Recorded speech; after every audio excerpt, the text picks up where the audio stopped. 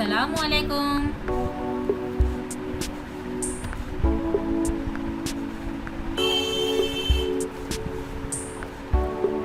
پیارے بچوں، آج ہم سیکھیں گے سبق نمبر 2، حضرت صفیہ رضی اللہ عنہا، جماعت چہارم۔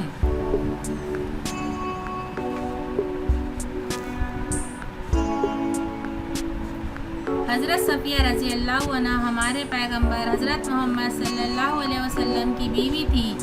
ان کا اصلی نام زینب رضی اللہ عنہا تھا۔ وہ عرب کے ایک مشہور قبیلے کے سردار کی بیٹی تھی۔ ان کی والدہ کا قبیلہ بھی عرب میں بڑا ممتاز سمجھا جاتا تھا۔ عرب کا مشہور شہر خیبر ان کا وطن تھا۔ اس شہر کے قلعے کے قریب مسلمانوں اور خیبر والوں کے درمیان جنگ ہوئی۔ لڑائی میں مسلمانوں کو فتح حاصل ہوئی اور دشمنوں کے کئی لوگ گرفتار ہوئے۔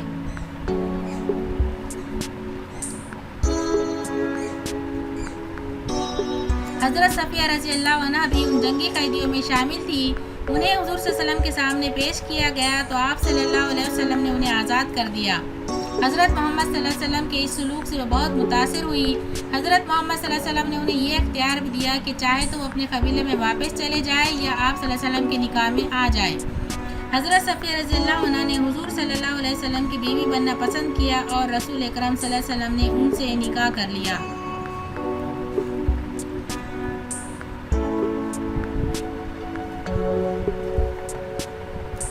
رحم دلی اور سخاوت حضرت صفیہ رضی اللہ عنہا کی اہم خوبیاں تھی۔ جب وہ حضور صلی اللہ علیہ وسلم کے ساتھ مدینہ تشریف لائی تو پیارے رسول صلی اللہ علیہ وسلم کی چہیتی بیٹی حضرت فاطمہ رضی اللہ عنہا ان سے ملنے آئیں۔ ان کے ساتھ شہر کی بہت سی عورتیں تھیں۔ حضرت صفیہ رضی اللہ عنہا نے اس وقت اپنے سونے کے جھمکے اتار کر حضرت فاطمہ رضی اللہ عنہا کو دے دیے۔ انہوں نے ساتھ آئی ہوئی عورتوں کو بھی کوئی نہ کوئی زیور تحفے میں دیا۔ حضرت صفیہ رضی اللہ عنہا بہت باہمت اور نہایت عقل مند خاتون تھی۔ وہ صبر اور برداشت جیسی خوبیوں کی مالک تھی۔ دوسروں کے قصور معاف کرنے میں وہ ذاتی نقصان کی کبھی پرواہ نہیں کرتی تھی۔ ایک بار ان کی خادمہ نے حضرت عمر رضی اللہ عنہ سے ان کی شکایت کی تھی۔ حضرت صفیہ رضی اللہ عنہا نے جب سچائی بیان کی تو حضرت عمر رضی اللہ عنہ ان کی باتوں سے مطمئن ہو گئے۔ اس واقعے سے حضرت صفیہ رضی اللہ عنہا کو اپنی خادمہ پر غصہ آنا چاہیے تھا، لیکن انہوں نے اسے نہ صرف معاف کیا بلکہ آزاد بھی کر دیا۔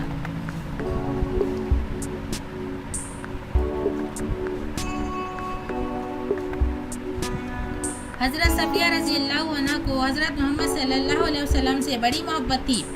ایک بار کسی بات پر آپ صلی اللہ علیہ وسلم حضرت صفیہ رضی اللہ عنہا سے ناراض ہو گئے۔ حضرت صفیہ رضی اللہ عنہا نے فوراً حضرت عائشہ رضی اللہ عنہا کو ثالث بنا کر آپ صلی اللہ علیہ وسلم سے صلح کروا لی اور پھر آخری دم تک آپ صلی اللہ علیہ وسلم کو ناراض نہیں ہونے دیا۔ حضرت صلی اللہ علیہ وسلم کی بیماری کی حالت میں حضرت صفیہ رضی اللہ عنہا نے نہایت دکھ بھرے انداز میں کہا، یا رسول اللہ، کاش آپ صلی اللہ علیہ وسلم کی بیماری مجھے ہو جاتی۔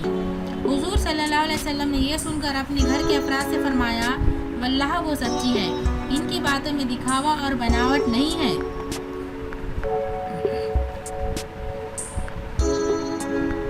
مصیبت میں گھرے ہوئے لوگوں کی مدد کرتے وقت حضرت صفیہ رضی اللہ عنہا اپنی جان اور مال کی پرواہ نہیں کرتی تھی۔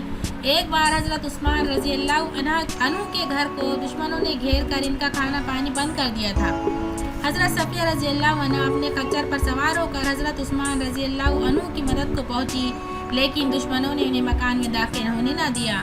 مجبوراً وہ گھر لوٹ آئی اور حضرت حسن رضی اللہ عنہ کے ذریعے حضرت عثمان رضی اللہ عنہ کو کھانا پانی پہنچانے کا انتظام کیا۔ حضرت صفیہ رضی اللہ عنہا کھانا بہت اچھا پکاتی تھی۔ وہ اکثر اپنے ہاتھ سے پکایا ہوا کھانا رسول اکرم صلی اللہ علیہ وسلم کے رشتہ داروں کے یہاں بھیجا کرتی۔ حضرت عائشہ رضی اللہ عنہا فرماتی ہے، میں نے ان سے اچھا کھانا پکانے والی دوسری عورت نہیں دیکھی۔ حضرت صفیہ رضی اللہ عنہا اپنے غیر مسلم رشتہ داروں کے ساتھ بھی بہت اچھے سلوک سے پیش آتی تھی۔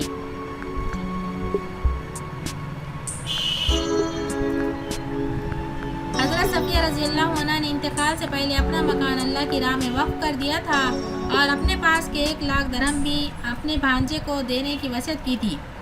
مسلمانوں نے حضرت عائشہ رضی اللہ عنہا کے کہنے پر ان کی اس وصیت پر عمل کیا۔ حضرت صفیہ رضی اللہ عنہا نے سن 50 ہجری میں وفات پائی۔